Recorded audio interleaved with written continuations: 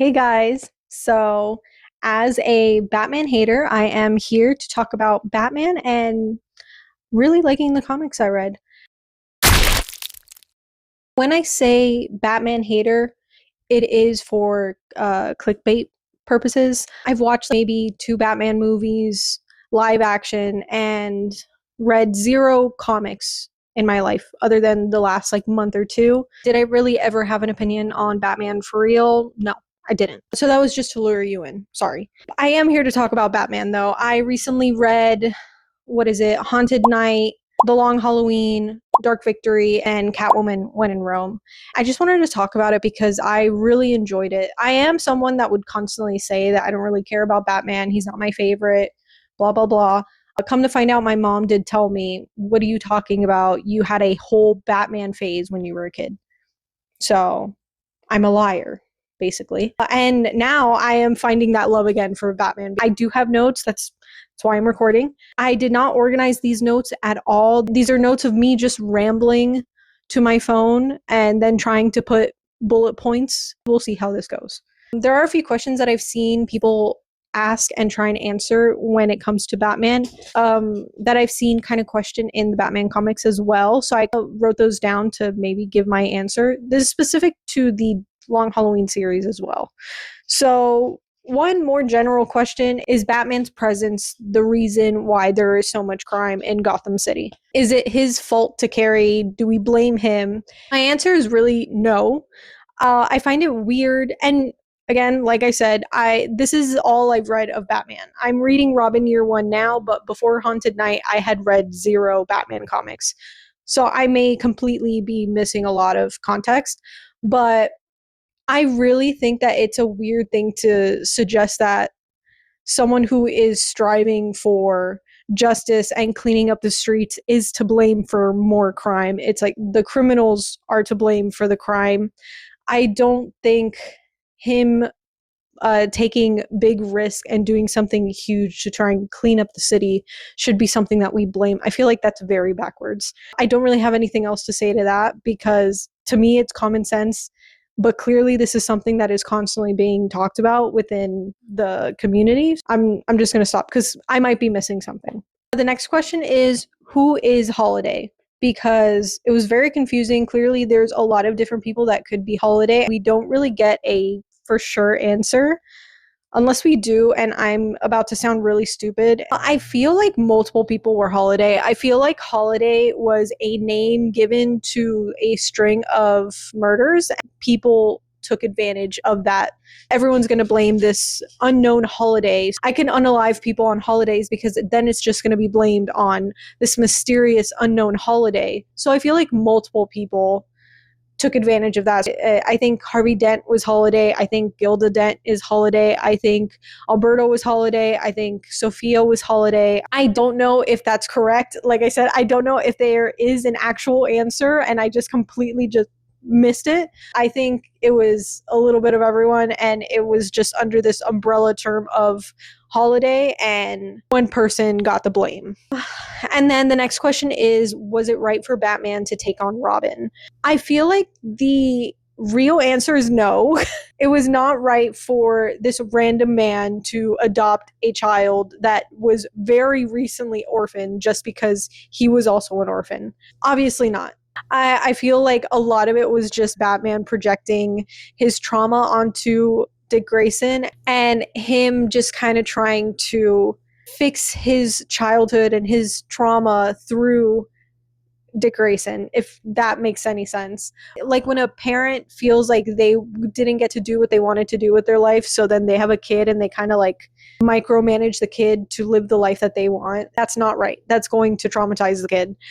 When we're talking about a fictional character in a fictional city, still no, but I feel like it's a little less certain because if we look at the situation that Dick Grayson was in, those bad people were going to come after him. He had nowhere to go, especially nowhere safe to go.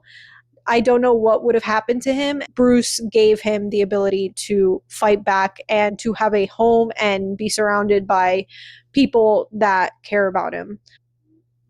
It is what it is.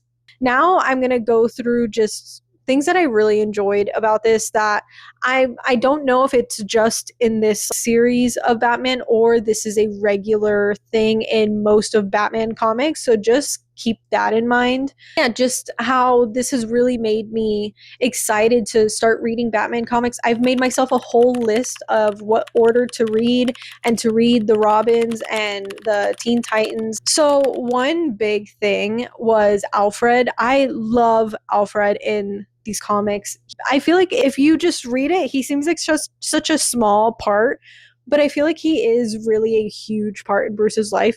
I don't think that's an unpopular opinion, but me, someone that has never really known anything, I really got to see how big of a role he plays in Bruce's life and in Batman's life as well.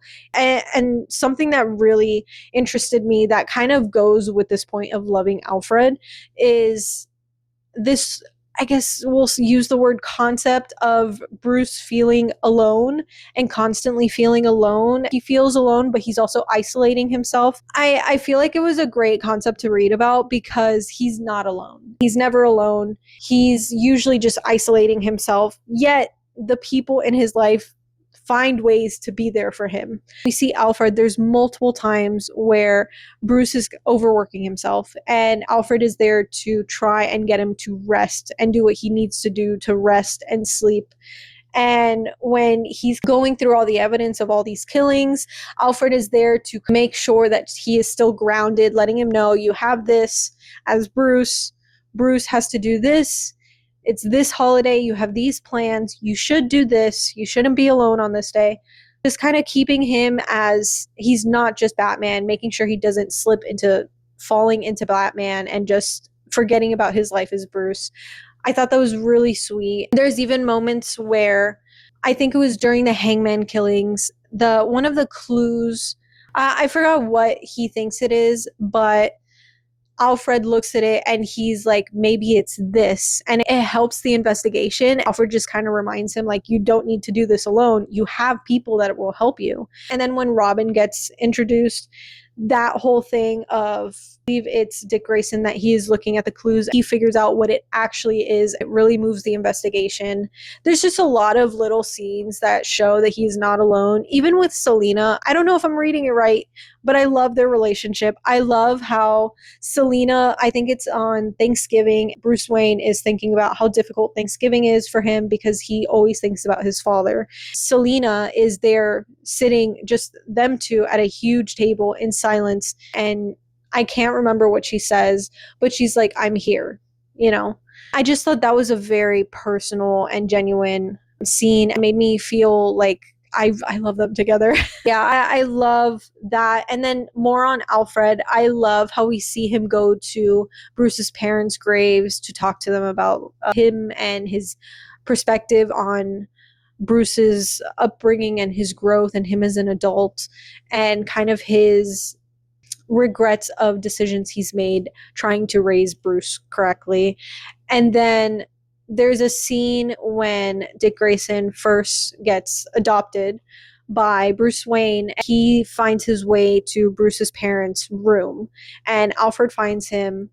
I can't remember the scene perfectly, but there's a scene where he's in there, Alfred finds him, and it's Father's Day. Dick Grayson says, I'm all alone. I've never been alone on Father's Day. I don't know what to do. And we get the scene of him looking in the mirror, and then it's Bruce looking in the mirror when he's little and he's in his parents' room right after they were murdered. Alfred finds him. It's the same thing of he's all alone now. And then we go back to present day. Alfred says, I'm going to say something I should have said to someone a long time ago, and that is, you're not alone. That scene was so sweet. There's also a scene of when Batman goes to Grayson and decides to take off his mask and show him that he is Bruce Wayne. And it's because of his regret of not telling Harvey Dent that he is Batman. He thinks that would have saved Dent. And that scene, it takes 3 panels for him to pull off his mask and look at Dick Grayson and let him know that he is Batman, to give him that trust, to let him know someone trusts you and you have that connection. It was so sweet. And I feel like from then on, Batman and Bruce Wayne are a completely different person. I feel like it completely unlocks a part of his personality. Now I'm reading Robin Year One too.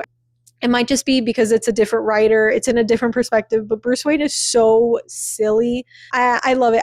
I hope it continues. I don't think it does because he's always portrayed as such a serious guy. But even in Dark Victory, after he shows Grayson who he is, I feel like it unlocks a part of him where he's really trying to open up and build connection with someone. Even the way that he is with Jim Gordon is completely after that as well. I feel like it's a complete shift after he unmasks himself to Grayson. I feel like this has nothing to do with my point that I started with, but it's okay. Something else that I really love that I don't know if this is like a normal thing in Batman or just this series, but I really loved how many times we saw Batman mess up. I don't know if it's just because I never read comics really any before this and I didn't really know too much about superheroes or Batman in general, but I always felt like superheroes were kind of portrayed as like these perfect beings and these perfect people, and they are amazing at fighting, they win every battle. Reading this really showed me that that is not the case. Batman so many times messes up with great intentions. Like, I believe it's one of the Halloween specials in Haunted Night where he is working back to back to back as Batman. He's not sleeping. I think he doesn't sleep for like 3 days or over 3 days. Alfred keeps trying to tell him you need to sleep. And I might be mashing up two different scenes. I'm pretty sure I might be mashing up two different scenes. He's doing it out of good intentions. He wants to keep Gotham safe. That's why he's working himself so much. But what it leads to is I'm pretty sure Poison Ivy gets to him.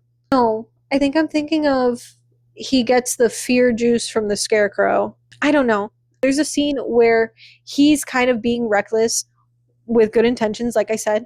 He gets kind of like dazed, I guess, by Poison Ivy. Because of that, he ends up making the decision to accept the Falcone's money into the Gotham City Bank. That it ends up being a huge decision that changes a lot of things. He really felt like a human. I felt like it really showed that he is a full character, not just like persona or caricature. That he's not perfect. He has flaws. He has difficulties with emotions. There's even a lot of moments where the whole holiday killings, because he didn't want to believe Harvey Dent had anything to do with it because he's his friend, he was struggling with that so much, he couldn't see what was going on. He kind of blinded himself to that. So he can't completely stay as cold and reserved as he tries to make himself seem like. He has emotions and sometimes they get to him and he can't stay completely unbiased. But then when it comes to the Hangman killings, I feel like it's the complete opposite, where he is so angry at Harvey Dent.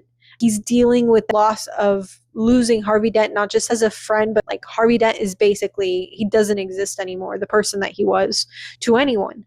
And he seems like so upset about that he is constantly trying to point everything to Harvey Dent.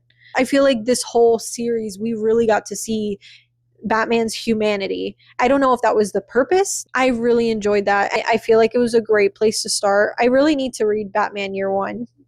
I have not read that. I didn't know that existed. I feel like maybe this series might have been to really establish his dynamic with the current characters that we have now, who he is and what kind of things affect him and the different things that he's mentally struggling with. I don't really have anything else to say. I feel like most of this is just me rambling. I don't think I stuck to anything to make any of this make sense. I'm very sorry about that, but I'm really enjoying myself reading Robin Year One now. Thank you guys for listening. I'm very surprised at myself to be making another video right after a video I just posted, after weeks of me not making any videos. We'll see where I go with this. I've just been talking about comics. I will eventually start reading manga and books again. I'm just really, really excited for all of this. I really appreciate you guys listening and watching this video. Anyways, you guys have a good day. Bye.